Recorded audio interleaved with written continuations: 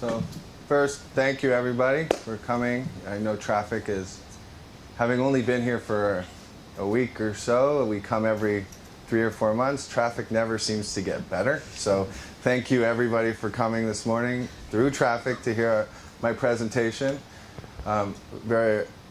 Before I present, what I like to do is first feel free to interrupt me with any questions. The whole point, I believe, in presenting and speaking is so we learn. And in order to learn, you need to ask questions. At least that's how I grew up. So feel free to ask questions. The presentation today will cover a range of topics. My specialty and focus, before we get into it, I wanted to just survey the audience. Sorry, I like to engage the audience a little bit. People here have been involved in cyber before, or know some of the cyber.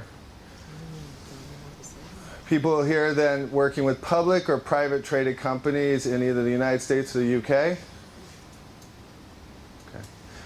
And people here work with Israeli companies that provide services to American corporations.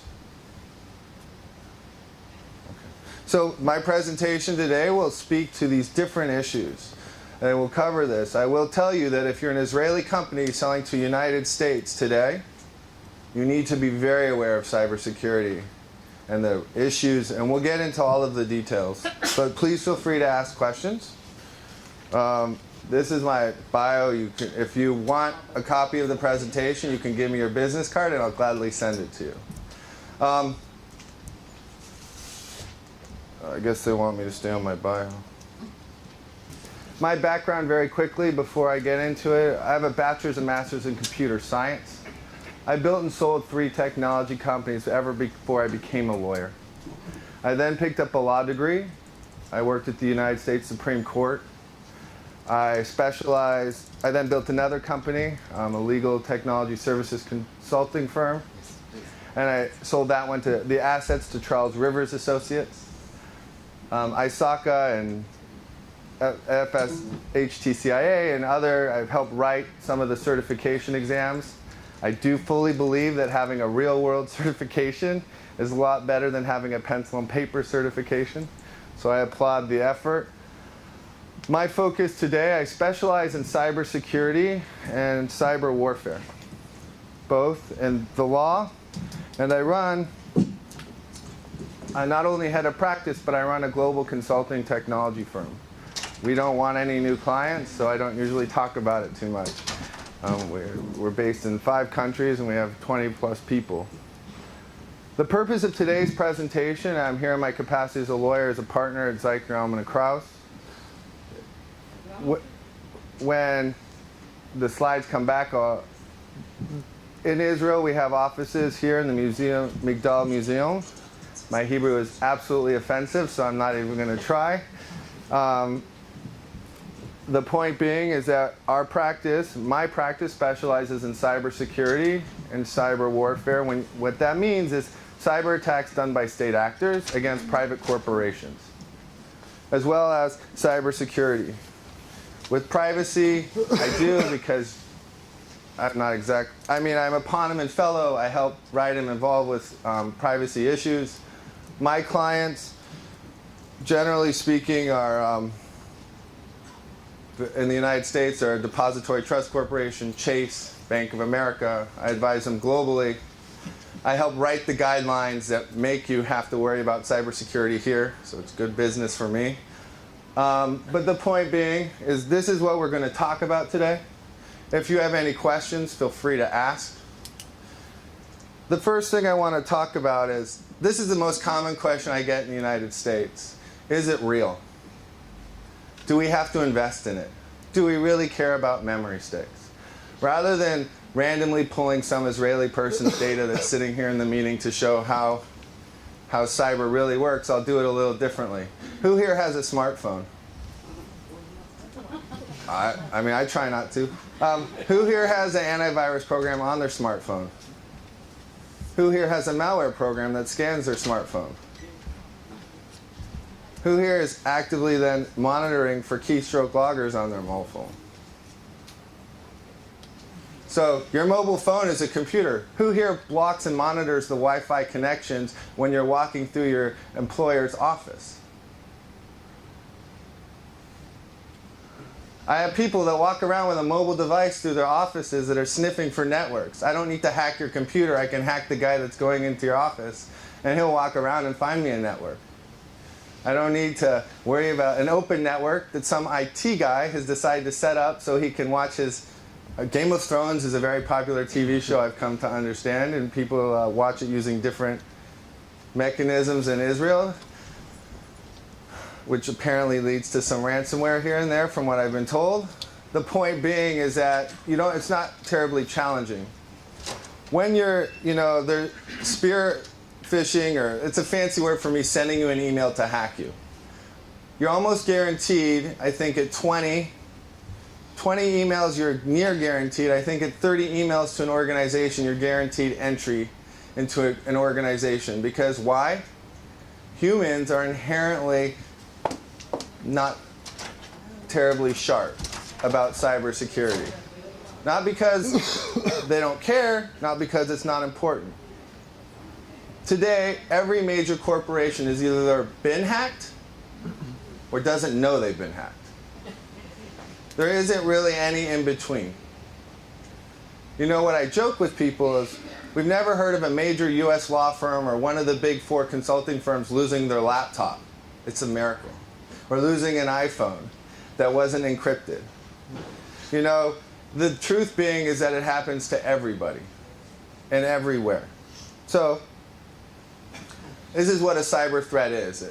Basically, the key concept is unauthorized access. Okay, so you do not have the right to access something. What does that mean? If you get hacked and decide to run a honeypot and you are not authorized to access the other person's network, that is a cyber threat. In the United States, that is illegal. We'll get into why that is illegal in a few minutes. The point being is that you don't have to listen to me. You can listen to the 15 different Federal Bureau FBI investigations that are ongoing into companies that decided it was legal. Types of threats, we kind of already saw a short list. The real truth about cyber threats are employees that hate you are much more likely than, for most companies, than somebody saying, oh, I'm going to hack your organization. A lot of it's internal. You don't pay your employees enough. Your IT guy's a little pissed off. People get Microsoft, have Windows at all? Okay, so every Tuesday, it's called Patch Tuesday, and for some reason, people hate restarting their computer on Wednesday morning. I don't know why. I really cannot tell you for the life of me why it is so difficult to explain to people to shut their computer down and turn it back on. But for some unknown reason, they don't, which means their computers don't get patched. These are simple things, right? There are much more complicated and complex and sexy ways to hack and steal information. But the truth is that Windows XP is no longer supported. So if you're running Windows XP, I don't need to do a whole lot besides go to Microsoft's site and read the security vulnerabilities that they're posting on their website to get access to your system. Denial of service, everybody in this room, given the surrounding countries, should be very aware of what a denial of service is. Basically, I'm trying to prevent you from accessing a website. It's distributed, meaning that there are thousands of computers doing it at once. From not even people that know they're doing it. The point being is, the biggest threat, in my opinion, to companies today is, who here has archives? Like you archive your email on tape, backup somewhere. Here's the best part of it. Who scans their archive? So here's the most amazing thing. I work with global banks in the United States, helping them manage this. And they buy the newest tools. boom, they buy it, they implement it. They don't scan their archives. So think about it. You're preventing everything from coming in outside of what's already stored and operating executable on your archive. And the email attachment that you decided to archive that's 5 years old when you weren't thinking about it. So it's very interesting, sort of the landscape when you think about it from a company's perspective. Law firms are honestly, lawyers love to keep emails. I don't. They don't make me money usually, so I don't keep them. But for some reason, there's a desire to keep everything. What we're going to really talk about is, as CFOs or people in the financial industry, the impact of a cyber attack on your organization, people worry about the fines when you're getting cyber insurance, which we'll talk about a little later. The fine's $1 million, $500,000. The legal fees, the E&Y investigation fees, the CrowdStrike fees, 3, 5, 10, $12 million. The fines themselves are not the real threat. The real threat is the impact to your brand. If you're in e-commerce, to reacquire a customer is expensive without even offending them. To reacquire a customer that's been from a cyber attack, I think is something like 40 times as expensive. So there's a huge cost involved. So you have the criminals. And when I mean criminals, I'm not talking about 1, 2 people. I'm talking about enterprising corporations where they actually have wanted boards, job boards to hire 300 malware, specialists, where they actually run eBay-like credit card exchanges to buy and sell stolen information. Like, these aren't, 1 or 2 guys sitting in a room somewhere. These are people that know what they're doing, and they're good at it. We'll get into some of the stories and whatever, but the thesis being is that criminals aren't, everybody bank, right? You all have mobile banking apps, mobile banking, where you can take a picture of the check and deposit it. So when it first started, you could actually take your check and deposit in 5 different bank accounts in the United States, right? I didn't try it here, but I mean, the point being is that criminals tend to be much more innovative than that's how they make their money. So that's one thing. And then you have these are your threats. They can do all sorts of things. Ransomware apparently is getting more popular. It's been around for quite a while. My advice is if you're losing enough money, you should just pay the ransom and then clean the data. It's not very often that knowing that the Chinese or the Russians or the Iranians or somebody hacked you will help make you money. So if you think about it at a practical level as a CFO, if you think about the nuts and bolts, is it really worth spending $2 or $3 million to run a forensic investigation for you to be told that you were hacked by the Chinese, by like Pink Panda? I mean, they got fantastic names. Or is it a better use of your money and your time to make sure you have good backups, pay the $50,000 or $100,000 ransom, operate your business, buy new computers, restore the backup data, and secure them, rather than spending $2 million. It's an economic decision, but unfortunately in cyber it becomes personal. To the CISO, you came into my house and you stole my stuff. It's a company. If someone broke into your home, I could understand.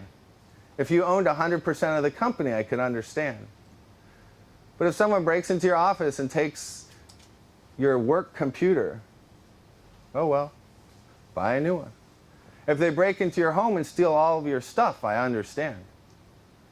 But for some reason, cyber is taken at a very personal level. And so people have this desire to spend a lot of money to be told who did it. But the law and your ability to defend yourself, in the United States, we determined that 5 Chinese PLA members hacked several global corporations. They were charged by our Department of Justice. The effect of that is they can no longer go to Disneyland. And that is it. The impact to our business is we lost about $60 billion. Because the Chinese said, okay, IBM, you can't sell your servers here because you won't give us access. Microsoft, you can't sell your stuff here because you won't give us a back door. United States Chamber of Commerce had to beg the Chinese to remove the regulation that said we need to have access, root access to your banks if you want to service banks and financial stuff in China. There's a give and take to this. So the law is really not an effective tool. So what's the point of having the evidence that somebody hacked you? I mean, you can hire, don't get me wrong, I'm not opposed to being your lawyer and managing that process, but I think as a CFO and a fiduciary member of the company, you should always keep that in mind. The impact is, the biggest thing you should be worried about is dealing with the regulatory issues and possibly monetary loss. I've had several clients that have lost millions and millions of dollars. FYI, you do not need to disclose a cyber breach unless personal identifiable information is taken or you're under specific regulations. So you don't need to disclose if you're running your own company and you run a hedge fund, for example, and somebody calls you up on Friday and says, they run dual factor authentication. Do people know what the pins are? When you have a special device that generates every 30 seconds a PIN code? So a guy called them up, and he called the CFO and said, I need the PIN code to authorize a transaction on Friday. He had all the right credentials from the people calling him. He gave it to him. 1.2 million pounds were wired out. They fired him and then sued him for being an idiot. Little did they know you can't sue your employee for being an idiot. But the point is that everybody is susceptible to it.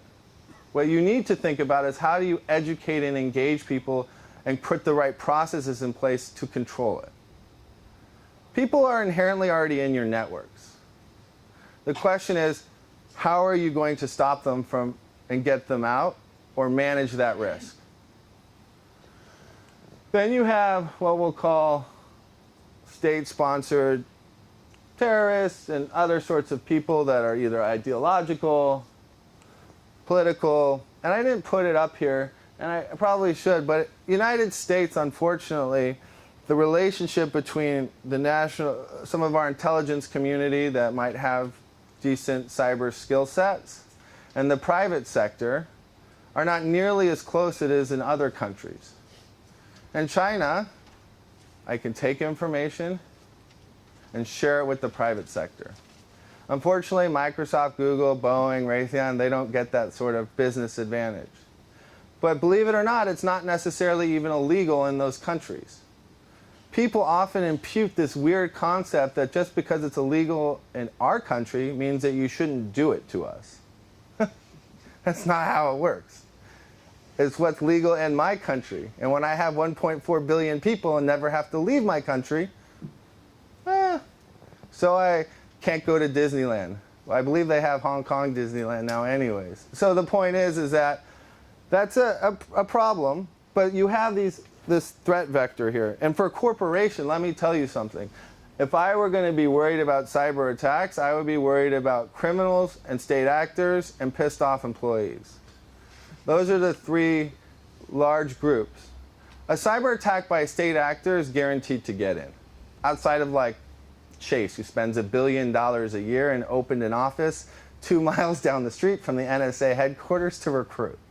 So if you have $1 billion a year to spend in cash and cybersecurity, and a team of 1,200 people dedicated to securing your company, plus I don't even know how many consultants hang out there on a daily basis, you probably might stop and rethink, are we going to stop a cyber attack by a state actor? Answer is no.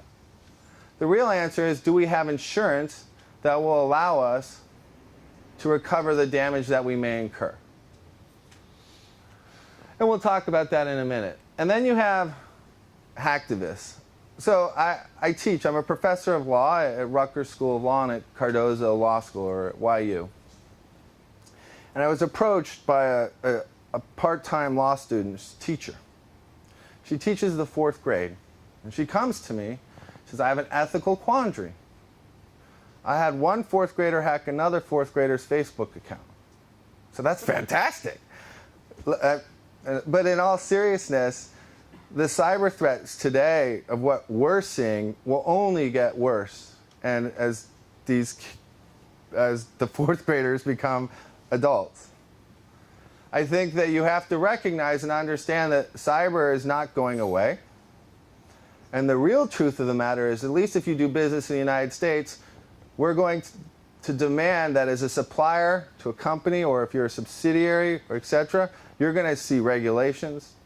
We're going to demand that you have encryption. We're going to demand you have dual-factor authentication. If you sell to the Department of Defense, as of 1 month ago, if you're a contractor or a subcontractor, and you run any cloud-based services, and you want to sell it to the DoD, guess where you have to be based? The cloud service itself. United States of America. If it's not, they're not buying from you. Or you can put it on a US military base. But if you're doing that, then you probably don't even have to worry about the budget issue. So the point being is that it's a real problem, but it's becoming much more regulated. So before we get into it, this is a quick overview of my practice that I work and head up. I'm very lucky to have people on my team that are smarter than me and definitely more patient than me. Maria Sears is a former Deputy General Counsel of the National Security Agency. She works on our team. Her last job was pretty cool, actually. I wish to liaise between General Alexander and the head of the FBI on cyber issues and cyber threats. We have also in Israel 1 or 2 individuals who work with us and are special counsel to our firm. One of the most important things when you deal with the breach, I've learned having really dealt with them, is to have someone to walk into your office and yell at. Because it's a really intense, crazy experience. Until you've actually experienced and gone through a real hack, like not a ransomware, I mean like a true, we don't know where it's gone, who's at fault, and you deal with it, without that person in that office, without that ability to have someone that speaks Hebrew, which will not be me, helping you and leading that and helping you figure it out, it's hard. That's why we have the people here to help with that. Because it's not only the language, but also the law. I often explain to Israelis, you cannot hack back. Like, we have 25 analysts that sit in a room. That's all they do. I'm like, I don't need to know that. So, I mean, and these are big companies. I have one client that's like, you need to figure out a framework so that it's legal for us to hack back. Now, we can. If you pay me money and hire me, I'm certainly willing to help you. But the point being is that it is a reality, and there's not only legal issues, but cultural issues when you're dealing with the breach. Like, who do you report to first? The Israeli government or the security SEC when you disclose? Who do you give access to? How do you give them access? There might be systems that are run by NICE or other sorts of corporations where the Israeli government might not want to have the US Secret Service looking at the servers. I don't know. I'm just guessing. But let's look at, for accounting firms particularly. I work with so in the United States, my clients include Marsh McLennan and other brokers and agencies that insure everybody. And so when there's an inevitable breach in an accounting firm or a consulting firm, I have the opportunity to assist the resolution of that. Accounting firms, believe it or not, are what we call one of the, they're like with law firms. Why don't you just hack the accounting firm? It's a lot easier than hacking the company that's spending millions of dollars to secure themselves. I mean, if you think about it, if I'm doing endpoint protection and if I'm investing my company substantially in cyber and education and training, just hack the accounting firm or the law firm. And then just send a spear phishing email as a trusted lawyer and you're in. Why do the extra work? And so what we're seeing a lot of is, with accounting firms particularly, is they have a lot of information that's of value. I mean, for me, I have an accountant, and then I have an accountant that watches my accountant. And then we switch every 2 years. But the point is that accountants have access to everything. They know how much money I'm making. They know where I'm making my money. They know how I'm making my money. They know lots of things. The bank account information, the passwords, everything. So why would you not go after them, right? Why go to the company? The company has invested in like huge systems and has huge teams. Yeah, just go to the accounting firm. They have all it for me sitting there. So that's what we're seeing a trend of. Now, accounting doesn't matter where, like there are different rules, but generally speaking globally, you all have a privacy and confidentiality obligation to your client. Yeah. There's some standard that accounting firms or law firms have to. Listen, I can tell you for the law firm, we're a self-regulating profession. So I'm actually, and accounting firms, it depends if you're if you're doing Basel work or not. Certain accounting firms, if you want to do certain types of work, have regulatory obligations. So it really depends what group you're in. It's, you know, big accounting firms have North America, Asia, partnerships. So it really depends on what group you're in and how it's organized. But generally speaking, yes. The law, no. Not at least in the United States. We self-regulate. Now, this is what's really important here. And this I just want to tell you is I work with the insurers. Your liability policy might address some of the risk, but it's not going to address the material cyber risks. You can ask your broker and they'll tell you yes, and I can tell you as the person who helps write the policies, it doesn't. At all. That's why you buy cybersecurity insurance that they sell you. That is the whole principle of it. Cybersecurity insurance is an evolving area. There's not a lot of data. The truth is that I'm sure they could tell you what are the odds that that window back there will end up having a crack in it because some kid is going to throw a ball through the window to like the 10th decimal point they'll know. The odds that they'll even have an idea if a company be hacked or not is about 0. That's not true. They might hire a consultant. What's happening today is they're hiring consulting firms to come in and do an assessment. So I had 2 clients that were assessed by a global insurer. They came in and they assessed them. They passed. Next day, or 2 weeks later, they got rid of 30% of the cyber team, my client did. But they had the insurance. So, I mean, there's holes and gaps all over the place. Cyber, unfortunately, is an evolving threat. It's a continual threat. It's not a, people say ISO certification. It's a self-certifying test. How useful can that be? ISO 27001 is like, I will self-certify. Yes, fantastic. On one process. So, you know, and in the United States, it's particularly interesting because the banks, when they deal with law firms, and I'm working with several of my clients to write these guidelines. I have a very simple rule. Do you want my business? Do you want my client's business? We spend $1 billion a quarter. If you do, you'll do what I want. If you don't, you won't have my business. And that is literally what it's coming down to, because what the companies cannot afford is to have you being the point of entry to attack my company. Because the harm to my client is so great. Right? Target was hacked by an HVAC whatever. They just paid another $32 million yesterday to settle with the credit card companies that were pissed off that they had to issue all those new credit cards. They spent another $195 million in legal and technology and infrastructure and other sorts of things remediating it. And I think they spent $10 million to pay the lawyers and the class action their legal fees. So it's expensive. But most people aren't going to be as unlucky as Target. I mean, it's great for people. I mean, unlucky in the sense that you all be hacked, but you won't end up in the front page of the news because there are so many hacks today that it won't be as focused on where your CEO is fired, the general counsel's fired, the chief information officer was fired. Every single person in the C-suite of Target was fired. The board members were replaced. Well, actually, there was a push to replace some of them, and it's a very big deal. But that was, there's so many attacks, the odds that you'll be that, unless it's like spectacular. I mean, if you really take it to above and beyond target, you might do it. But we had the OMB hack.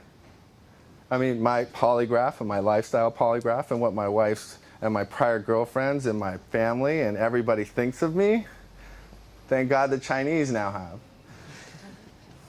Because they hacked they took all of my OMB records, my fingerprints, my tax returns. They probably know more about me than I know about me, because then they got my healthcare records from Anthem, and then they got, they probably brought Plantier so they can mine the data that they've stolen to make better composite pictures of who I am. But the point being is that most of the time, companies aren't going to be worried about the Chinese stealing your data, because if they want it, they've probably already taken it. If not, they'll just take it. I believe that they expropriated some data here around some of the defense systems that you have that they thought were interesting of value. I think the Iron Dome had some issues here and there, and other companies as well. So the point is that there are real-world vulnerabilities that exist everywhere. You have smartphones. Oh, who has a smart TV? That is, my only words of wisdom to you are, take a piece of tape and put it on the camera that's sitting on your TV. I'm being really honest. I mean, you think there's firewalls and other things, or IoT, the Internet of Things. We came across this company that's IoT enabling clothes. Imagine the damage you can do if you want to know where your husband or wife is. Just ping the pants. Why are they not moving? He said he's out walking. No, I mean, the truth is that it's happening. I mean, we had a cyber issue. Roomba the robot that goes around and vacuums, right? We couldn't figure out how someone hacked into my client, and I'm the lawyer, so I'm the stupid guy in the room. I am treated worse than dirt by technologists in America. The only time you meet a lawyer in the United States if you're in technology is if someone died and left you money, or didn't leave you money and you're pissed off. You got arrested for drunk driving and you don't want your boss to find out because you can lose your job, or you're getting divorced. None of those are good reasons to hang out with a lawyer. So when you come in and you're like, sorry, I have bad news, they're like, great, he's here again. Fantastic. So I was sitting in the room and they're like, well, we can't figure it out. We can't figure it out. This executive was the source of the breach. And we FTK, EnCase, we analyzed, we dumped, we volatility, we looked at everything, okay? And then I see this little Roomba robot going around, and I have on my phone, we have a little modified operating system to find out who's scanning me. And it started going bing, bing, bing every time I'm sitting here, and it goes bing, bing, and then the Roomba robot goes away. And at first I didn't think anything of it because I thought maybe somebody was, and then I see it again. I'm like, oh my God. Roomba robot was actually sniffing the wireless networks in that person's house. I mean, it's crazy to think, but they're configured to get who has a router in their house, who's actually patched or updated it. I have. I have not only a router, I have my own physical firewall in my house, and I air gap, but seriously, you know how many Americans have updated their router? Probably like 0.1%. You know what that means? That if you didn't apply the patch, they're very nice when they patch them because they point out in the release notes what they're fixing. So all you really have to do is read English, and they'll tell you, we're fixing this vulnerability. All right, thanks. So, I mean, the point is that there's a lot of areas you can get in. Now, I deal with some very interesting clients that have weapon systems and other things. That's a very, very sensitive and tricky area because those are very real and serious cyber attacks. A lot of people focus on hacking and encrypting. Well, let me tell you something. Having bad data as a CFO has got to be a pretty bad day. Think about having bad data in your targeting system. Right? I mean, that's a pretty bad day. So we're looking, and you're dealing with all of these things. The airplanes. We were actually, several years ago, I have a friend. He works and does cybersecurity for a living, and he's much better than I am in what we'll call airplanes and sort of airplane-based infrastructure, we'll say, technologies and securing them. And he came to me and said, Daniel, I can connect to the RJ45 jack. I'm like, they have an RJ45 jack on the airplane? I'm like, an Ethernet jack on the airplane? It's like, yeah, didn't you know? I'm like, no. He says, well, you could plug into it because they don't protect it on any, this model of airplane, and it takes you right to the front. Like, fantastic. Why didn't you tell me before I got on my airplane? So we were going to bring a lawsuit because, they're selling these planes that are supposed to be safe for the Air Force One, for the President of the United States, and all of these people all over. And then 2 weeks ago, my wife said, Daniel, you need to watch this TV show. They did a TV show about hacking Air Force One. I go, where are my royalties? That's what I wanted to know. The point is that it's a very real problem and threat. Enterprise devices, printers, copiers. I also do forensics. Today, one of the best places for me to get evidence is from the copying machine because it has a fantastically huge hard drive in it. Like, they used to only have like 100 meg, 200, now they got like 50 or usually like upwards of 200 gigs of hard drive space in the copy machine because they scan them in and they store it on the hard drive. I don't need to find out what you had. I'll just pull the hard drive out of the copy machine, image it, and scan that. It's a lot faster. So you have all sorts of places people come in. VoIP phones. If you have VoIP phones in your office and you actually want to have a secure conversation, I disconnect it. My 10 cents on it. I had an accounting firm, before we get to the critical infrastructure, in the United States on April 15th, I have to pay taxes quarterly, but on April 15th, madhouse. I think in part because the press makes it, but I had an accounting firm, a 150-person accounting firm. And on April 14th, they were hacked. Their VoIP system was hacked.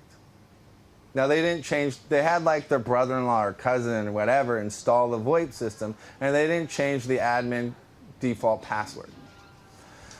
So their phone system was ransomed, but in the most ingenious way you could imagine. If you called them on April 14th, the phone line's redirected to an adult phone sex line. Let me tell you how bad that is for business. Within the period of like 24 to 48 hours, probably 85% of your customers will call and be redirected to a phone sex line. Probably not going to help you out too much. And turning off your phone system the day before tax day is also not so good. So my common sense advice was pay the ransom. So then you can pay me my fees, so you can still have a business. Unfortunately, the truth is that a lot of cyber is about not only making, I'm talking about once you're attacked. It's about evaluating the risk, cost, benefit. A lot of people are like, we need to know who did this. Well, okay, you were hacked. What good does that do you? Why don't you secure all the USB ports? So that way, the guy who decided he's going to take home his work files isn't sticking it in a USB stick that his 16-year-old son decided to download some videos on for his own that his friends were sharing with him. That turns out that Game of Thrones that he downloaded had other things coming with it, and you just took it from your house and stuck it in, and boom. You got Game of Thrones now all over your workplace. So now we get to critical infrastructure. I work a lot. We do some work in the critical infrastructure. It's just not secure. I'm not going to go into any specific details about any cyber attacks that have happened or haven't happened in infrastructure. But we haven't updated a nuclear reactor for like 25 years. We just rolled out in the last 2 years in the United States, like 1 or 2 reactors finally went online that started getting built in 1980. So if you know the right baud phone number to dial in on, probably do okay. The point is that critical infrastructure for a company that's in energy, they're very worried. You should be very worried. I can't tell you the number of oil and gas companies that run Windows XP on the oil rig. And they're like, well, that's how we access the control systems or if we upgrade Daniel, our entire oil rig might stop working. Well, I go, but the point is that that's the reality of what you're dealing with today as a CFO or as a lawyer or as the person that's actually tasked with fixing the problem. The solution isn't upgrade the system and make the oil rig stop working, right? That's just ridiculous. Maybe the solution is to make sure that within the oil, before to access data or to tap into the network on the oil rig, you can block the signals from a certain space. But then how does stuff get out? Maybe you have to run hard lines. Maybe you have to figure out different innovative ways, because I promise you, you're not going to upgrade your oil rig because you don't want it to blow up and you still want to make money. So, but that's the truth. Critical infrastructure isn't a simple solution. You're not going to say, oh, my water plant's running Windows 95. We better quickly upgrade that to Windows 10 because it's such a great operating system. Okay, pretending you thought that, and that you thought Edge was the secure browser, we can all pretend. I mean, you should not use Edge, just as an FYI. Bad idea. And I'm not even a big Google fan. And my cousin works at Apple, so I try not to buy Apple products either. But I mean, Firefox is a better choice. I mean, practically speaking. But what are you going to do? You're going to go to the water plant and say, oh, we need to upgrade. Well, they'll be like, well, maybe we won't get water today in the city. That's not how it works in the real world. What you need to figure out is maybe we should buy some insurance. Maybe we should try to figure out, we should limit the access points and controls. Maybe we should change the passwords more than once every 3 years. You know, United States, the judges are appointed for life in federal courts. So what are you going to do? Fire the judge for not changing his password? Give him a bad case? Let me know how that works out for you. I do judicial education. In addition to cyber work, I specialize in software, internet, and mobile technologies, sort of massive litigations there. And I actually have had the privilege of educating the Ninth Circuit, Judge Alex Kaczynski, or, you know, Google versus Apple, they try that in the Ninth Circuit, Judge Cho. I've had the privilege of educating these judges on software and technology and security. And every time afterwards, the IT manager comes up and says, thank you, Daniel, for telling them they have to change their password, because some of them haven't changed it for like the last 8 years. Or they use their iPads. I'm like, that's fantastic. They store it in the iCloud. That's a winning idea, especially in a big case. So the point being is that everybody has issues. What you need to do is deal with the reality of your audience and your buyers and your consumer of the product. So who are the perpetrators? Believe it or not everybody likes their job. You know, people either intentionally don't like it and they're like, why did he get the raise? I mean, I've literally been in situations where employees have decided to put malware on different computers because they picked this person to run a project instead of them. They're techie. I mean, to us it may seem illogical. To them it's personal and makes a lot of sense. And then you have unintentional. I call that the senior executives. No.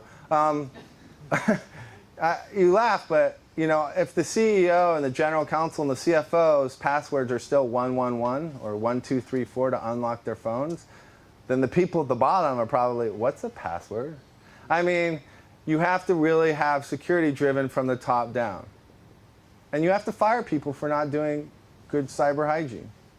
You have to make some, why would a person care if there's no punishment for them not doing something? I have a 2-year-old. Okay. If I told my daughter, you must do this, she'd smile, laugh at me, run around. If I told her I'd take her magnet tiles away, we'd have a conversation. You think I'm kidding, but it's actually the truth. Well, similarly with employees, please change your password to make us more secure. Is he going to get fired if you're hacked? They probably won't even know he's the reason they got in. And if you're in Europe, he's probably protected by a union, so you're definitely not getting him fired. But the reality is that you need to create some sort of personal connection or reason for an employee to care, tied to their bonus. You know, I tell people, they think that I'm being mean, but I tell people you should audit 50 to 100 people in your organization to see if they comply with the cyber policies. I think we usually average at about 23% of the employees comply.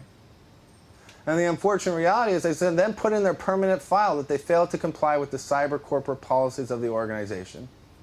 Then send an email out to the entire company saying, it's with great remorse and sadness, or whatever, however you want to put it, that I have to inform you that we did a random audit and we had to put in 40+ employees' files that they failed to comply with this. And I do not want this to happen to anyone.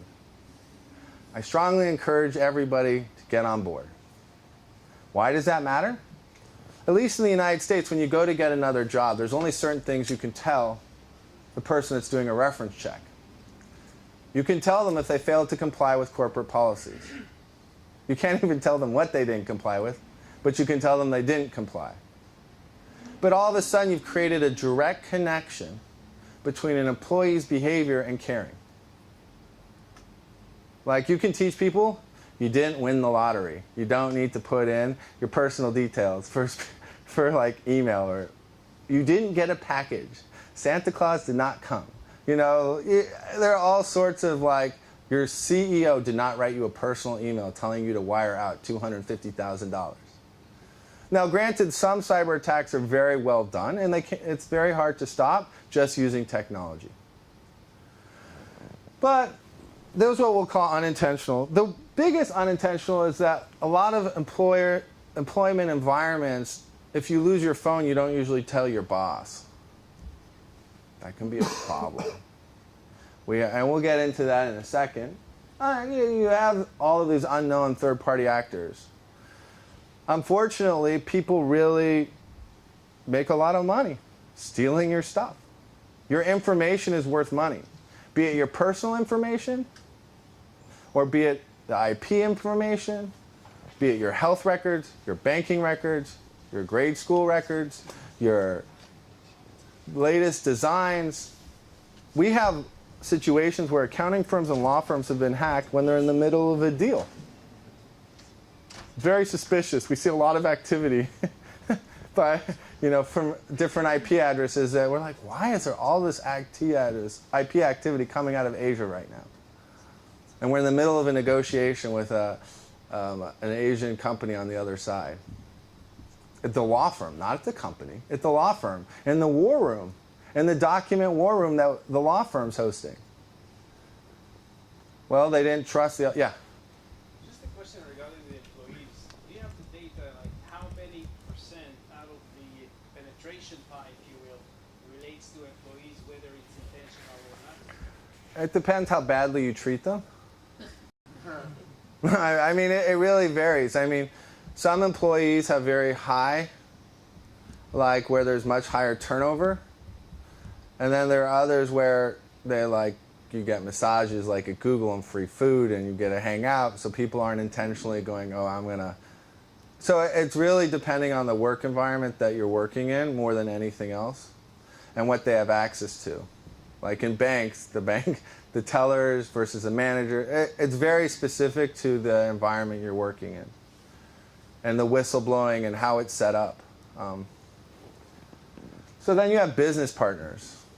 Believe it or not, your competitors will hack you, steal things from you. I feel okay now sharing the story because yesterday someone was just let it all go. So I'll throw it out there for y'all. You know, Forex and gaming and whatever. There's this activity where I will intentionally report your website as being malware infected to Google. So I'll drive it to the bottom of the barrel, baby. Well, oh. That's okay. So, I didn't do it. That much I can tell you. So, but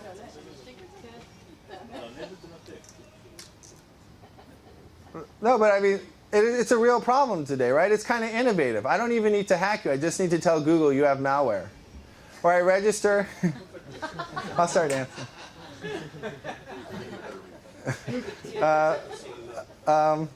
No, but you think you run a company, but they'll report you to Google that you have malware, or they'll register domain names that are similar to your domain name and stick malware on it.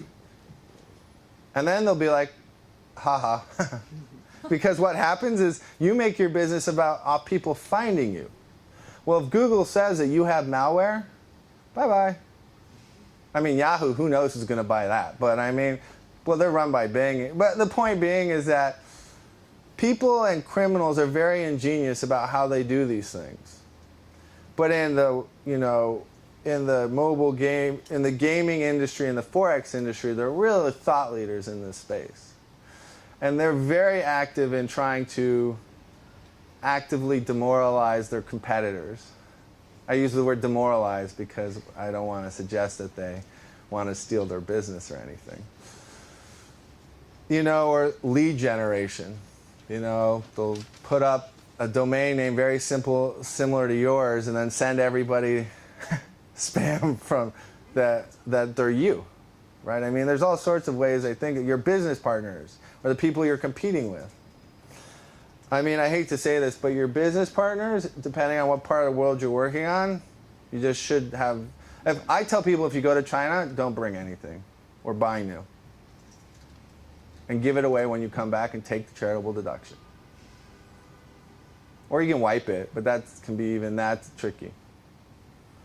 The truth is that the cyber threats in certain parts of the world are so high that if they're a senior executive or work in a government agency or whatever, there is no benefit to me giving them any equipment to go into country that I haven't bought brand new. Because frankly, their cyber capabilities are really good. I mean, when you got to spy on that many people, you got to really step up your game.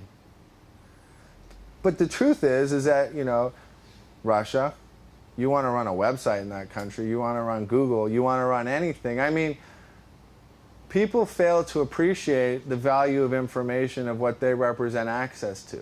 It's about not the executive, but it's about getting access to their account and then elevating your privileges. It's about taking a user profile and so most users don't have admin or super admin privileges. But if you're a senior executive or a chief security officer, it could be the jackpot. I often tell CISOs that they should have normal privileges and they get very angry at me. But I say, look, the truth is that you're on the top of the hit list. Like, besides the fact that you can literally buy their name and email address and mailing address, you can legitimately buy it as a lead generation for like $1,000. You can buy it all. They are very high profile. And once you get admin privileges and you can get into the domain controller or anything like that, forget about it. I mean, they're having like the Boston they're having a party. They're like the elections here when they won. It was crazy. I was here. I mean, it defies logic, but once they get in, it's very hard to get them out. I'll use our own State Department. We had to take it offline, the United States State Department, because we had so many cyber threats in it. We put it back online, and we still had... So our solution is we changed the budget, and we're going to get a whole new system. That's literally what we've had to do because the threat was so enmeshed into the State Department email system. So classified, unclassified, who knows. Types of impact. I mean, so I work, and I'm a Ponemon Fellow, and this is from some of Larry's data. The types of impacts that you're seeing are meaningful. It costs real money. You might spend a lot of money to build build something, but it's stolen, it's gone. The crazier part to me isn't about this part, right? The breach of employee remain the most. So, believe it or not, Sony's employees were really pissed off because they felt like all of their information was violated. The employees themselves. Obviously, if your customer records are stolen, it interrupts your business and impacts your brand. The truth is that it's about how you deal with it. I don't recommend you take a chase strategy of JPMC and say it was Russia, when it turns out it was 2 frat boys and then a couple of Israelis hanging out, and they still don't actually know who did the hacking. They know who hired the hackers. Yay. The point is that it's very complicated to figure it out. But you certainly don't want to point the wrong finger at a foreign government. You certainly don't want to step up and be like, it was them. when it wasn't them. What you want to recognize is that it costs you real money. Right? It can cost you right there loss of business partners. I can tell you, as somebody who's responsible for managing this risk for global institutions, we fully plan to get rid of you if you don't comply with cybersecurity issues that I want you to. You will not have our business. You will not have my client's business. I will not tolerate, and nor should they, any sort of cyber threat because I buy from you. And if you don't want to invest in it, fine, don't invest in it, but you're not going to get my business. And you're certainly not going to get the business of my clients.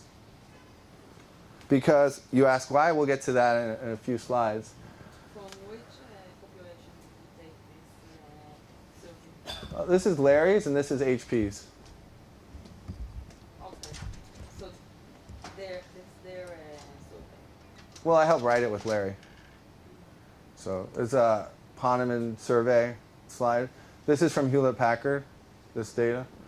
That's why it looks blue, and so I thank my buddy for the slide. But the point is, it's expensive. See? That's dollars. I tell people, one hack and I could retire. The truth is, the time.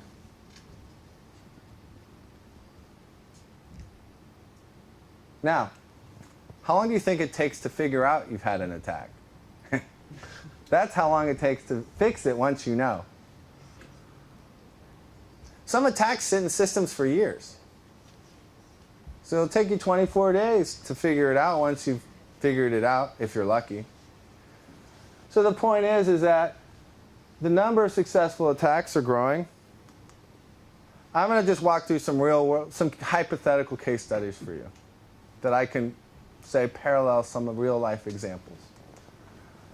An accountant forgets an unencrypted BlackBerry in an airport restaurant, hypothetically, because he was late for his flight. And he wants to get home for Shabbos. And if he misses it, and Rubel will except I learned El Al will accommodate you, and they're much more understanding. If you don't fly El Al, you have a problem, I learned. But the point is that you're in an airport restaurant, you run to catch your flight, and it's an unencrypted BlackBerry. It's never recovered. It's late at night on a weekend, and it's not remotely wiped for 2 days. What's the problem? 8,000 emails sitting on the BlackBerry. Client information. Sitting in the wild for 2 whole days. What do you think the cost would be, hypothetically, if you had to deal with this just for the lost BlackBerry? Let's say he's a senior partner. It's a real threat, right? His clients are Colgate and Coca-Cola, and he probably doesn't have more than 2 if he's a real senior partner and a relationship manager, but maybe he does. What do you think that costs? You think he told his clients? The truth is that it costs upwards of $500,000, and the disclosure to the client was done in a very delicate fashion, hypothetically. This is very real. This happens, right? But people don't think about this as a cyber issue. But believe it or not, it is. Here's another one. Most people know they're going to get fired. Most people that aren't happy at work inevitably know they're just staying as long as they can, and they're really generally not happy people. Hypothetically, this was an IT guy who was a DBA. Here's my advice to you. The one takeaway, fire them. Don't keep them around. These people have root access to your most sensitive systems. The truth is that a logic bomb is, just put it like this, it doesn't have a good outcome for the server upon which it's sitting. And if you have admin privileges, it's even harder to stop it because you can encase it and protect it and hide it. So they fire him. He's gone for like almost 6 weeks. Because you want to know why 6 weeks, hypothetically? Maybe his severance lasted for 4 weeks. Maybe, who knows?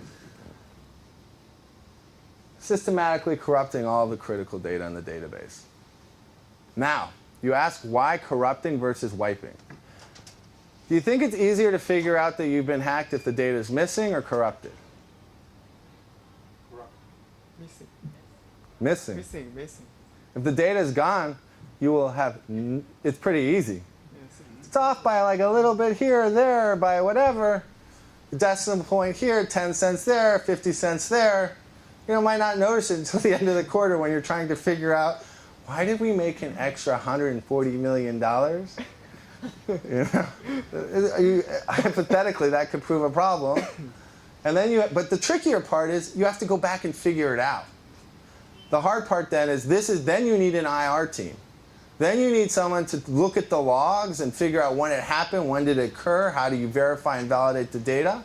If you're a bank and you have Basel III requirements, or Basel II even, which have data integrity requirements and disclosures to different committees around the world, Bank OCC and others in the UK, where you have to disclose if your data integrity turns out to be bad, that can be another very expensive, painful process. So what happened? They quarantined it and they fixed it. Took quite a while to actually get it all back together. So my advice, takeaway here, if you think somebody is not happy and they have admin privileges, fire them and pay them a good severance. It will be way cheaper than worrying about did they leave us a present. I'm just telling you, you can pay me money. Again, I'm not opposed to you not listening to me and hiring my firm to help you. I'm just telling you at a practical level, paying someone the extra $6,000 or $12,000, while it might be painful personally, having fired people that I think are the most degenerate people in the world and don't deserve a penny, I give them the money with happiness because I know I'm saving myself a whole lot of money downstream. I don't really think that. My wife helped me realize that. But the truth is that everybody has their better halves that help them get through where they're weak. In my case, my wife. But I'm very serious about that. Because if you don't and you run this risk, again, you ask how to fix a cyber threat. This is how you fix a cyber threat. It is called common sense.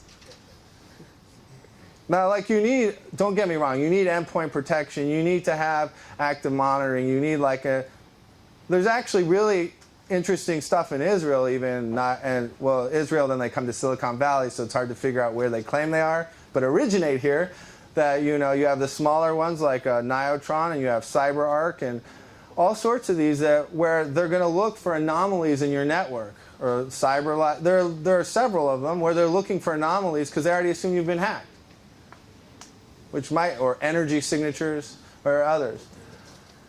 Here's the other one. This happens a lot at accounting firms. You get an email. Who uses Excel? I try not to. I find spreadsheets overwhelming. No, in all seriousness, you get an Excel spreadsheet. You open it up. It has a macro embedded in it. It says, we need you to put it, but you don't know this, but then you check your email. Check your email, a box pops up. We had a problem with the servers. Please put in your password and your credentials again.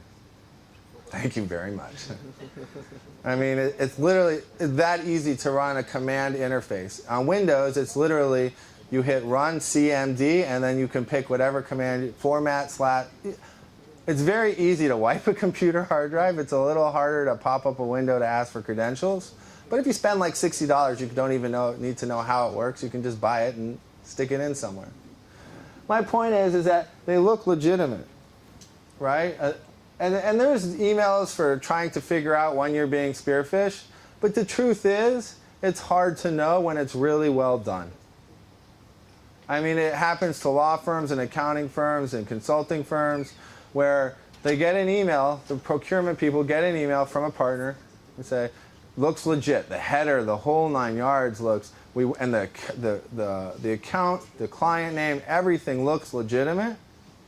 And they say, we'd like you to wire $25,000, and it's from the partner, the client's right, the account number's right. The only thing that's different is the bank account routing number, because for whatever reason it does, but they don't check, because it's 25 grand.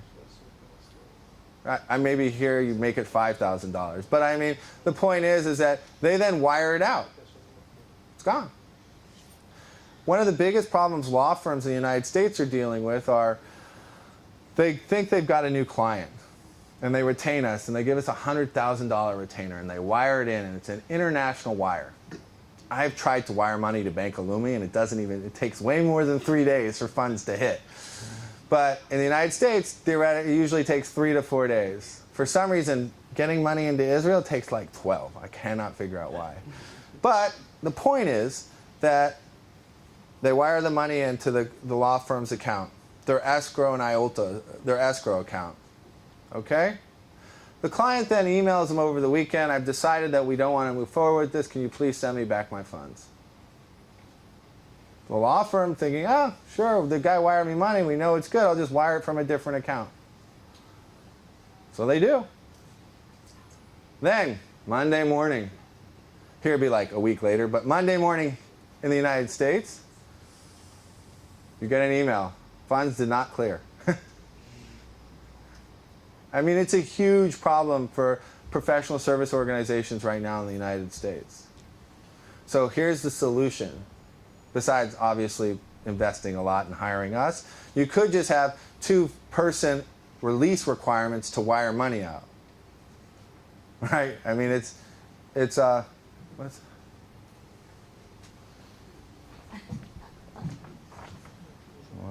Oh, yeah. We're almost there. So this is the life cycle of a cyber attack. See the red? That's when you're not happy. This is what happens afterwards. You spend money and you clean it up. But the part I'm going to just quickly get to, because they recommended that it was a good idea, is I'm going to get to... Most of the audience knows this. So we'll skip the laws in Israel. We'll skip those. No, man, if you want to speak about the... You want to know about your laws here? No, but... If not, we can skip. We get to the laws of the United States. So here's how it works in the United States. If you're hacked, you have no options. You can't counterattack. You'll go to jail. Or the FBI will investigate you, and if you have enough money, you'll survive. Or actually, the U.S. attorney will run the investigation with the FBI. But you, as a corporation, have no right to hack in to another company. None. You can't break into my house because I robbed you because I have your stuff and steal it back. In fact, in Texas, I can shoot you if you break into my house and try to steal it back. Now, Israelis say, well, we won't get caught. Well, you'll leave a trail, so I don't need you to get caught. All I need to do is find an employee that's pissed off enough to tell me. I'm being very clear. For any company, subsidiary or otherwise, operating in the United States of America, or has a subsidiary, you're bound by U.S. law, meaning you trade in the United States, you are subject to U.S. jurisdiction. Okay, you could be based here, but the NASDAQ makes you liable to U.S. law. You cannot run active defense threat attacks. Now, let me tell you, if you modify your terms of service and you hire a brilliant law firm that can really help you figure out a very elegant way around it, may be possible. I only know of 2 firms. So the point is that those are really your options. Because here's the truth. The only people that can actually do anything are the FBI and, I don't know, I mean, Federal Bureau of, well, I'm being filmed, so I won't go there. But the point being is that the crack commandos of the FBI may not be the right team for you. I mean, CrowdStrike's hired most of Sean Walsh and his team away, and K2 Intelligence has hired away most of the New York FBI cyber team, and the rest are sitting at Mandiant or elsewhere. So, or you can report it to the Secret Service. But if you don't really know the right people, I don't know how that'll work out for you. So the reality is that if they'll refer you to the U.S. Attorney's Office. Good luck. Tell me how that works out. Again, we are happy to provide you the legal services to navigate that process. Now, if you're part of the critical infrastructure or severe enough to threaten national security, different story. But for that to be the case, not only you have to fall with, there's certain what we call critical infrastructure that was created by an executive order by our president, who arguably is one of the few things he did at all resembling good, that created cybersecurity regulations and critical infrastructure pieces. The critical infrastructure, if you fall within that, there's tools within the DHS that if you know how to navigate, that will allow you access to what we'll call other solutions and to participate in access. But generally speaking, you need to know exactly how they play out and where they are and the right process and documents to file. If you think about it, though, people say, what do you mean it's illegal to hack back? Let me explain to you what the law says. This is a federal statute. It's still in effect. It is 20 plus years old. What's that say? Accessing a protected computer, what's that say? Without authorization. That means they didn't give you permission to run a honeypot and give them bad data and figure out where the IP addresses are. Because believe it or not, IP addresses are data. And it's sitting on their network. So unless you have authorization to access their network, you're not getting it. Because why? Because it's on without authorization, causing damage or, what's that say? Data. So don't you have to send back data to actually know where something is? Right? Don't you have to transmit information back and forth? Obviously, trafficking and stolen computer passwords. So if you so happen to actively defend yourself and find other companies' stolen passwords, you are breaking the law and can be charged. Now, it's not even, let me be clear, there is no definition of what is without authorization. And the case law is split. So if you're on the right side of the current administration, you probably may have more success than if you're not. But the truth of the matter is that you're violating the law. 3 to 5 years jail. That's it. I mean, it's really simple. I wish I could tell you it was super complicated, but it's not. Now, we have the Economic Espionage Act. Now, this was in 1996. So this has to do with the theft of trade secrets, including, so if you steal my information, okay, again, this is very important, by or for, see that, foreign entities separately from domestic entities. So if a U.S. company steals from a U.S. company, it's treated differently than if an Israeli subsidiary of a U.S. company steals from an American company. Treated differently. You go to jail for a whole lot longer. Like a whole... Like non-Americans. I don't want anybody stealing my stuff, but if you're from another country stealing my stuff for your government or for yourself, why would I reward you? I mean, I don't think Israel's going to be... I mean, the point being is that you will go to jail for, I think, instead of 2 to 3 years, 15 to 20. Or if you're like China, you just won't come to Disneyland. I mean, it's really a relative concept, but this is what the PLA was charged under. This was the enhanced... Yeah. Is it legal to spy on hacker forums or blogs, something like that, to get information about maybe future attacks or something like that? I know that there are many companies that have a connection to cybersecurity doing this just to get intelligence about Yeah. They're mining the darknet, right? They have analysts that probe the darknet looking for stuff. And they're, may or may not be representing themselves as who they are to collect the information, hypothetically. It depends. I mean, certain areas, sure, not illegal. Other areas, gets gray. You get to definite illegal if you're making material misrepresentations to people in writing and sending emails, and they're not criminals, because the criminals probably won't report you. So it depends who you're like. If you think about it at a practical level, monitoring and taking information from criminals or nefarious actors They're not going to call up the FBI and report you. Now, if they're using other people's systems or whatever, they might report you. So you have to be very aware of where and whose system, do they even, there is situations where people are using other people's computer systems to get information, and other people will then try to mine intelligence from them but at that point it becomes a different situation, because they are, from a legal framework, represent that company.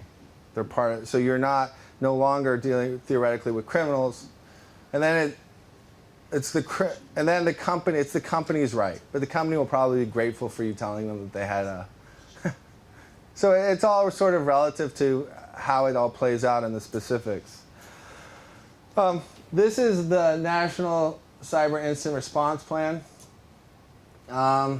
This is just taking into account different threats in the United States. The thing that you really want to be focused on, so these are like for U.S. infrastructure-based technology and systems. The things you should be worried about are these.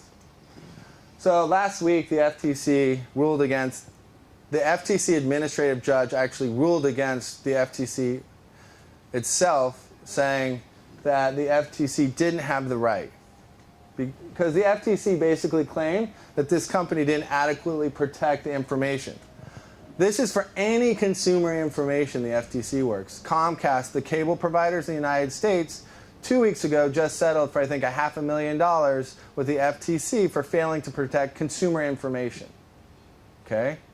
The FTC can run their own investigation to any company it wants that operates with and uses consumer information. Now, people say, well, how does that work, right? So what constitutes good cybersecurity?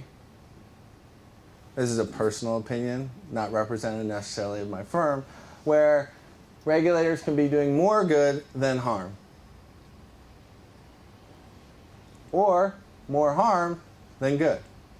Sorry, I had to play on words. But the point is that if you think about it, sometimes the FTC can just decide we're going to investigate you. Now you ask, why do we care? So say you actually have a hotel chain or a client that owns hotels in the United States that's an Israeli company. The FTC investigated Wyndham worldwide because it can. It is allowed. The courts have said it is, FTC can investigate anyone that deals with consumer information, okay, for bad cyber hygiene. What happened? Well, in this case, I mean, Wyndham had been hacked twice before. So a failure to do something the first 2 times, and then the third time sort of was, yeah.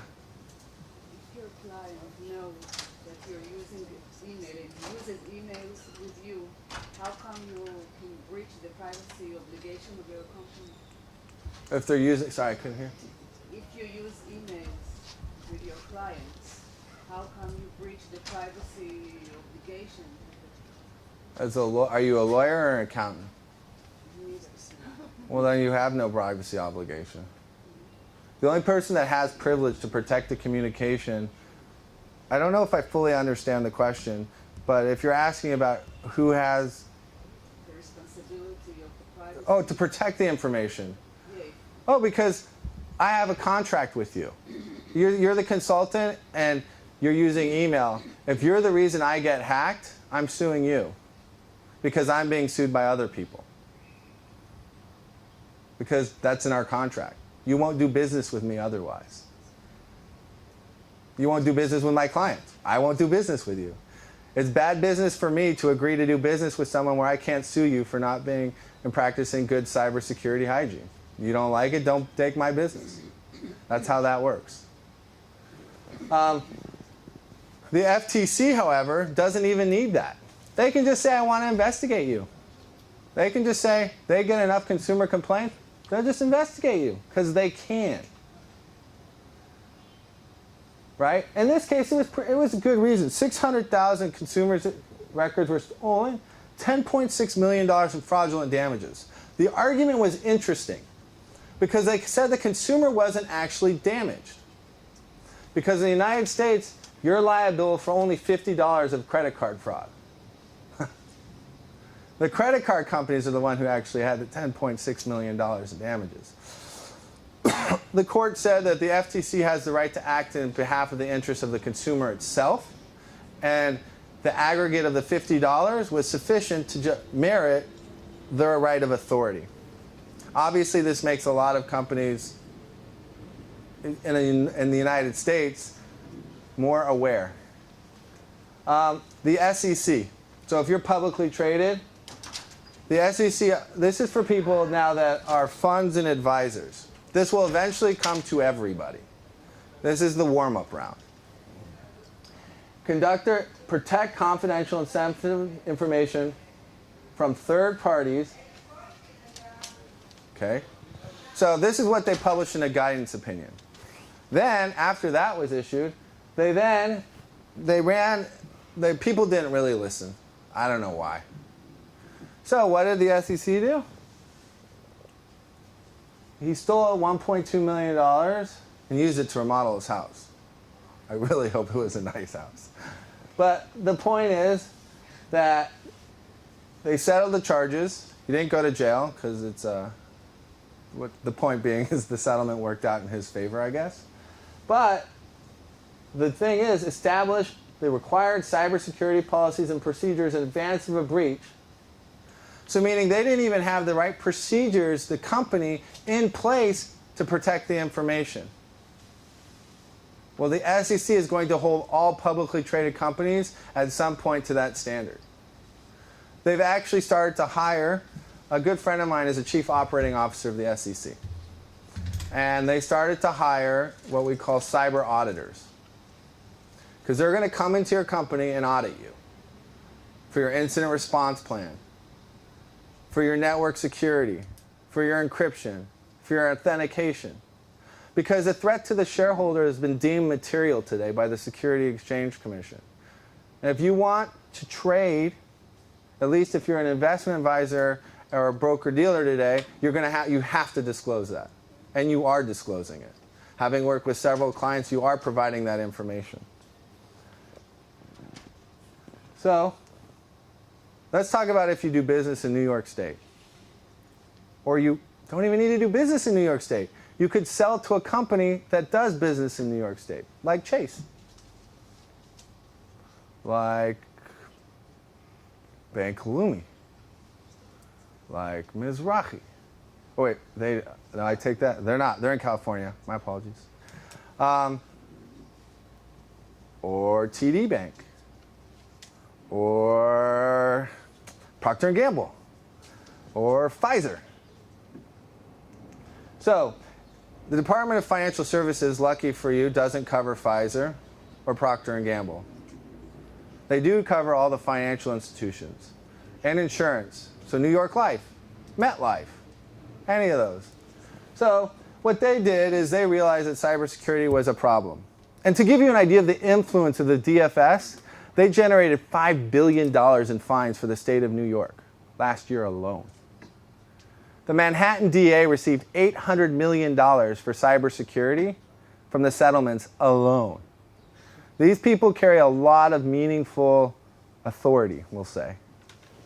So they conducted a survey of third parties, and they were surprised to realize that of the people that have had cyber breaches that were it was all confidential, but they published the, if you look at that, it's crazy how many in the last 3 years, but then you get to several that had more than 10. We call those honest.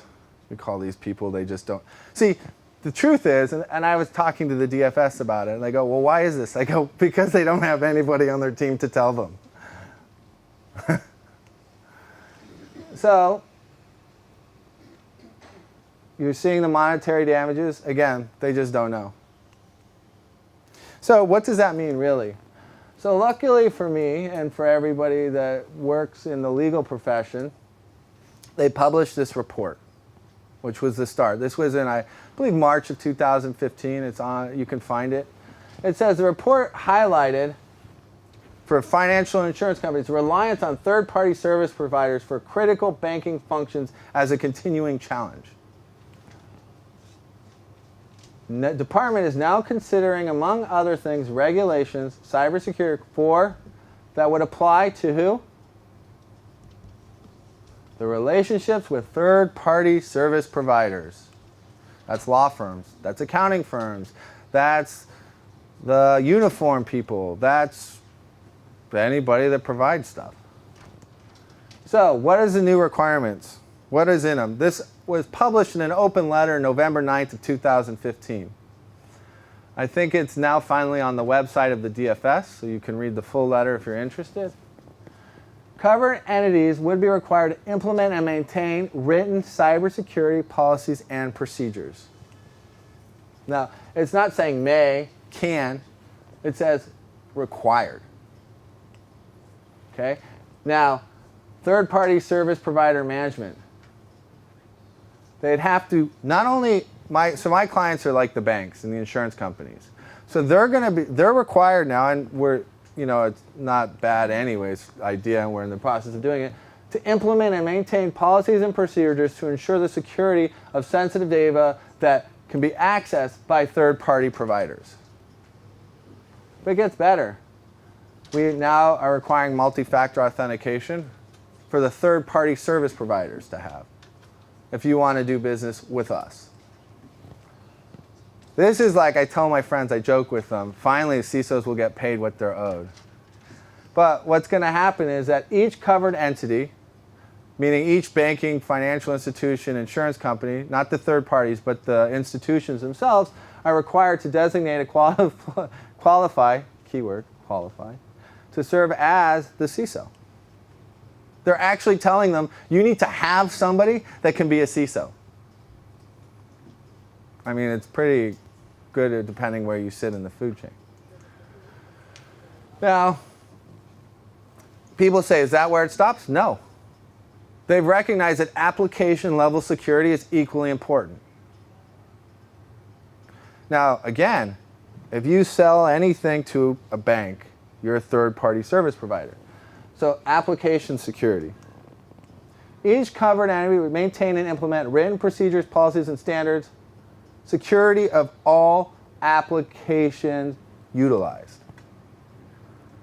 That means that you have to actually understand what software your employees are using, how they're using it, what kind of access controls do they have, and the company, the banks, the insurance companies will demand that you provide it to them. Because if I don't get it from you, I can be sanctioned by the DFS. My clients can be sanctioned for failing to get from you, the third party, that information. And I promise you, that won't happen. Now, the people that they have to have, they're required, the banks, to have employee personnel adequate to run cybersecurity. This is why they are so overvalued right now. Because you can, this is like if you run a cybersecurity consulting firm, very good for you if you sell to the New York financial service market. Then you have audit. Now this is the real serious piece of it all. Because each is required, meaning my client, the banks, the financial, are required to conduct annual penetration and quarter vulnerability assessments and provide them to the DFS. Now, people ask, what are they going to do with it? I don't know. Hopefully read it, maybe not, who knows. Now, this is the part that is most important and where the financial institutions probably present the most problems for third parties. Required to immediately notify the department of any cybersecurity incident. So that means if I'm doing a deal and I have a third-party service provider, I'm going to require you to tell me if you have any incidents. Because I need to tell it all the way upstream, and I don't know if your incident impacted me. And I'm not going to risk dealing with the DFS investigating me because you didn't tell me about an incident that happened to your company. Now, this is so you realize this is the official letterhead, because last time I presented here, they didn't believe me. So this is actually the letterhead. This is the people. This is the governor. Okay. The department intends to schedule IT cybersecurity examinations So financial institutions in the United States are currently dealing with this very thing right now. So we're very much aware of redoing our guidelines for dealing with third-party vendors, because we don't want the DFS or the OCC, Office of Comp Control, we don't want to be in trouble. We want our regulators to like us. We want to be their friend. Now, most people don't know about this group, but believe it or not, they hold a lot of pull. They're the, if you want to actually be an institution that provides money, like a community bank or a bank, you need to apply and work with these guys. What's that mean? They too, believe it or not, have cybersecurity assessment requirements today. Again, they recognized that community banks generally have a very huge dependence on IT. You know, like 5, 10, 20 branches. They have a very high dependence on outsourced IT. And there's real threats against these community saving banks. So they realized that the only way to facilitate change is to hold the board of directors responsible. So at community saving banks and others, the board of directors is now held responsible for the cyber hygiene. So if you sit on a board on a quarterly basis, you now get a cyber hygiene, cyber threat report and a discussion. And frankly, if you're a company and you're not having a briefing by the CISO to the board when you have a board meeting, you're probably doing something wrong. Because as a board member, I sit on the boards of several companies because in addition to this, I'm an LP and I invest in several technology firms and et cetera. And I sit on the boards of companies and nonprofits, and it's a very real issue. Because as a board member, the senior executive team reports to me. So I'm ultimately responsible if my senior executive team is not responsible. Meaning if my CFO is negligent, okay, and he doesn't, or the CIO or the CEO, they don't focus on cybersecurity, I as well am responsible to the shareholders because they report to me. So my job is to work with them as part of a team to address cyber issues. If you look at the Target litigation, the entire board was held and sued. Like the litigation, the board is being sued every time. So worth keeping in the back of your head.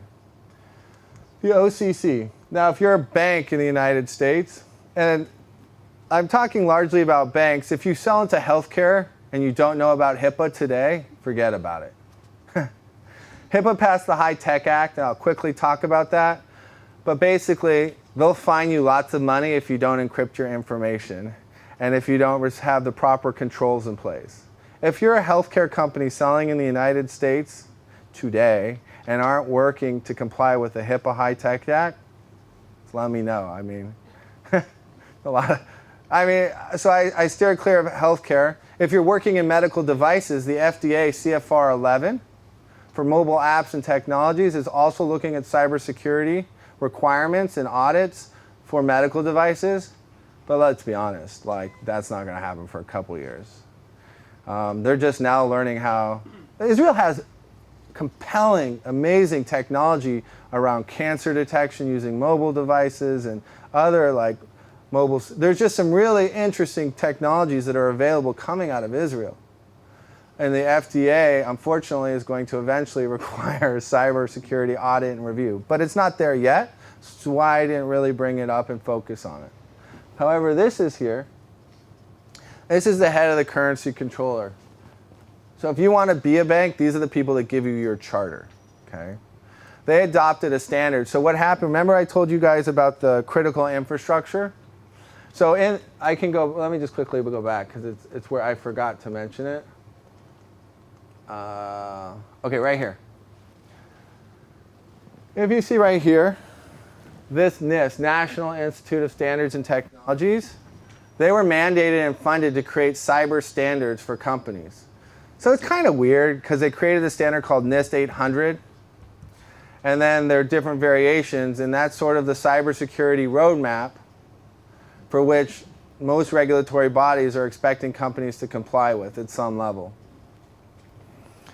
I will tell you, though, that the OCC has adopted the NIST 800 standards, which include the cybersecurity hygiene for third-party companies and requires them to have certain levels of encryption and et cetera. And the banks are just now, I can at least tell you, speak for law firms and accounting firms, they now are, you know, people say, the banks literally, you go to them and you're like, well, we have better technology. We know, we have great encryption. We encrypt, we're secure, we use compelling Israeli technology.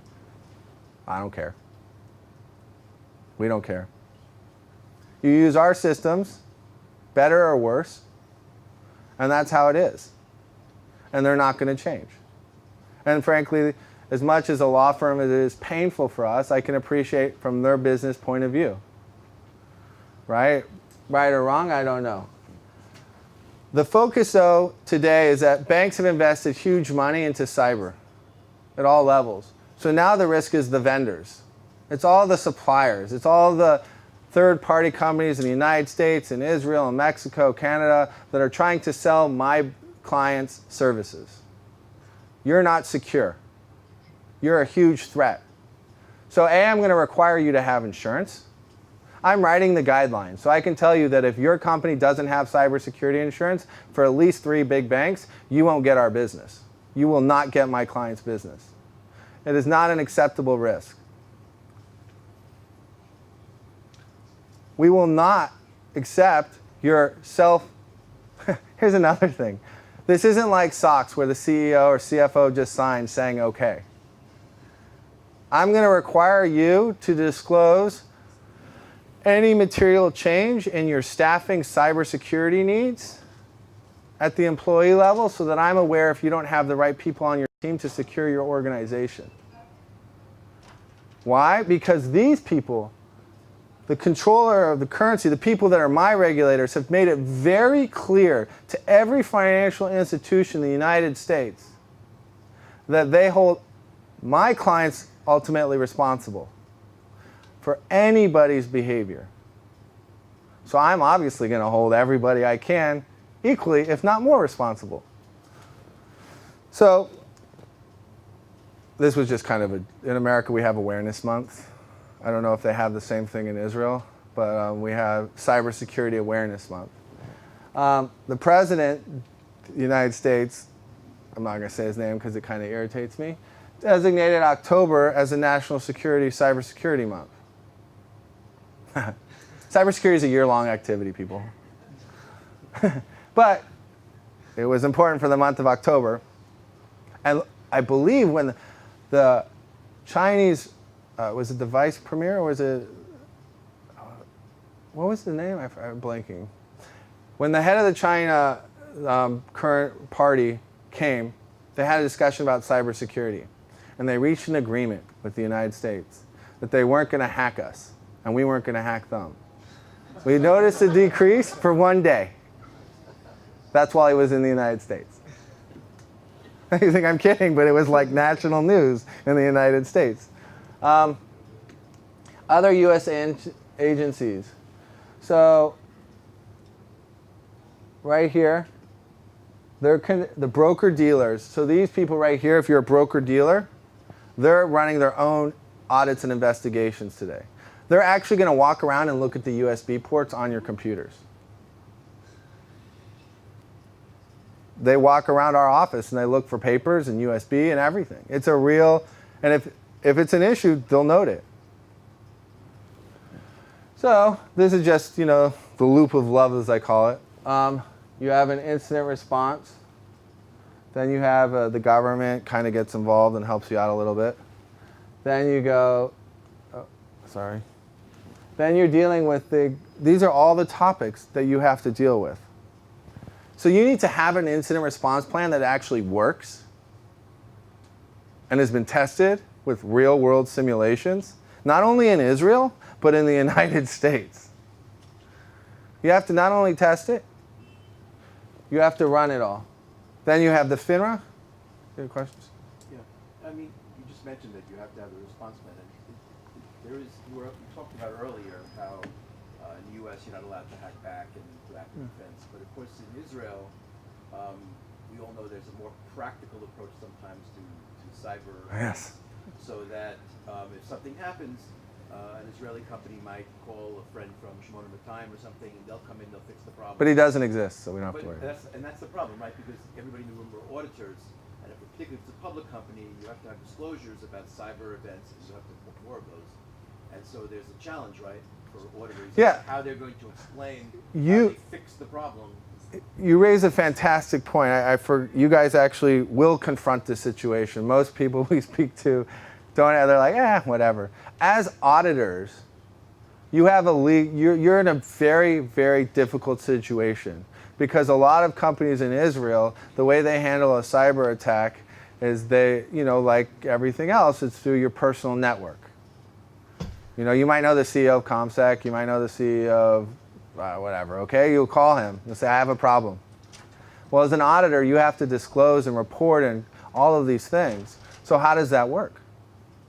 How does that even work when under Israel law, it's an actual issue of national security, but under US law, it's not?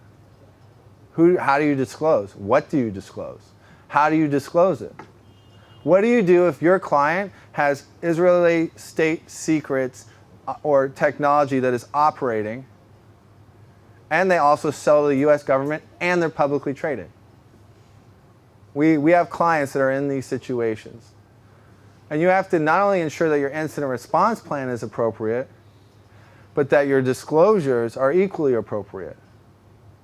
Because you have an obligation as a publicly traded company in the United States, whether you like it or not, to make certain disclosures. And if it ever came out that the Israeli government decided that you as an auditor are not allowed to make the disclosure and you did not disclose it, and that came out later, E&Y, Deloitte, Accenture, that could be what we would call a material issue as being an independent auditor. Full stop. I promise you, if my clients ask me whether to use that organization, I'd say no. I'm not willing to sacrifice my shareholder price value at all, ever. My obligation is to my client, which is the shareholder and the boards. So as auditors, this is a situation that I'm sure you have to think about it. You have to figure it out. And it's often very tricky. But it's certainly something that comes up. We have Israeli companies that run their technology out of Israel but have fairly large operations in the United States. If there's a data breach, how does that disclosure go? How does that audit go?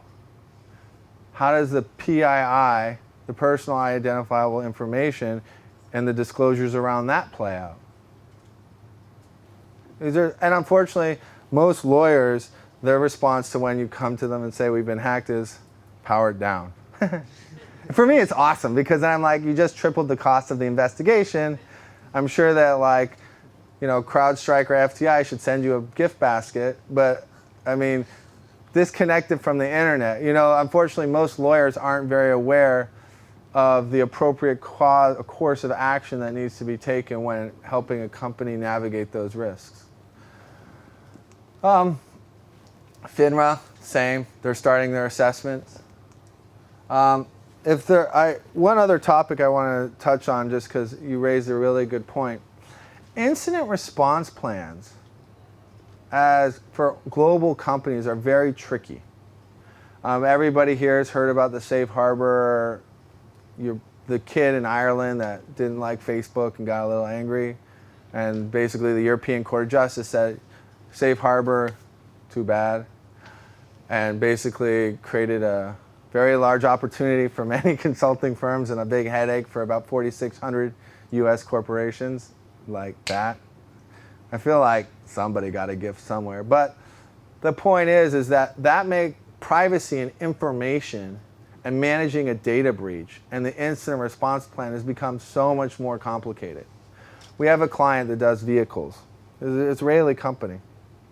And they put in vehicles certain part of a technology that gets embedded that then goes, so you're driving through Europe, okay? Now every state in Europe you have to deal with, okay? So their technology goes in cars. The cars drive all over Europe, okay? So now if there's a cyber incident, how do you even deal with that? Because they're driving around and they could pass a lemonade stand that sniffs their network. I mean, the complexity of dealing with an incident response plan for a company that has, embedded technologies that go into other things. How do you disclose that? How do you manage that? The new Department of Defense regulations that were just issued require any company, subcontractor, to disclose any cybersecurity incident within 72 hours to the Department of Defense. If you do not, they'll bring you up and they'll launch an investigation. And I don't know how familiar you are with the U.S. process of DoD contract awarding, but it's a competitive bid process for anything outside of a certain set of budgets. When that happens, the word competitive is important you understand. Because what that means is they're probably going to hire somebody that used to work for you to find out whether or not you indeed or did not disclose these incidents. And you want to know why? Because that's sufficient for you to be blacklisted. You know what that means? You can't sell the Department of Defense for 3 to 5 years. You know what that also means? You'll probably never be used again by any one of the major contractors to sell anything to the Department of Defense. You want to know why? Because in this new rules that came out, it also requires you to disclose whether any of your subcontractors have a blacklist. So how do you think it looks when you apply for a deal to sell the DoD and you're like, yeah, one of our subcontractors has a blacklist against it. Black mark, let's just say found guilty, you ain't gonna get used. Because the other side will be like, well, you wanna use them? So it's very important, these regulations came out about a month ago. I know Ria, who works on our team, is very connected into the military-industrial complex, as well as myself. It's very serious. I mean, it has Elbit, Lockheed Martin, Raytheon. Every one of these companies wasn't really, per se, prepared. So they actually petitioned the Secretary of Defense and the Joint Chiefs to ask for additional time before these rules went into effect. That was denied. So they have been in effect since August of 2015. What that means and what I'm seeing play out is that it's basically being used by subcontractors and contractors to get people thrown off deals. Yes, it is a competitive process. And it is not illegal to hire someone to find a former employee to learn, that may or may not be able to assist you in understanding the landscape of your competitor. Unless you have NDAs and other things, and even that is in itself, because you actually have an obligation to disclose. It puts you in this very awkward position. Because if the employee tells their new employer about it, there's 2 problems you face. Why didn't you tell them? So you're going to go to court and tell them, we're suing him, he can't go work for them and tell them anything because he's going to tell them something that we should have told you. Let me know how that works out for you. Right? Probably not so well. So from the auditor's perspective, if you've got a client that you're auditing that's in the defense sector and doing any business in the U.S., right? So that means that if there is some cyber event that's happened to them that they've concealed, and that you need to be on top of that, otherwise it could be essentially the business death penalty for them, and obviously that would be the most material event that could happen to them. So you really need to be in the weeds on the... Yeah, as an auditor, you must be in the weeds on this. Because if you're not, it sits in your camp. It sits in your lap. The unfortunate reality is that if you don't catch it and you don't bring it to the attention, that's also on you. And you then have to explain to the board and to everybody, the government, and probably, depending on what area of the DoD you're selling to, other people, why that wasn't disclosed. So for Israeli companies that sell as subcontractors into the DoD, you need and you must, as auditors, make sure that your clients know about incident they have to actually have full incident response, full reporting, full auditing, full disclosures built in to if they want to sell to the U.S. government. I hear that we're pretty good buyers. So in the off chance that that's of interest, I think the other thing to remember as well, and we see a lot of this, is that as auditors, unfortunately, you get sued when it doesn't usually work out your way.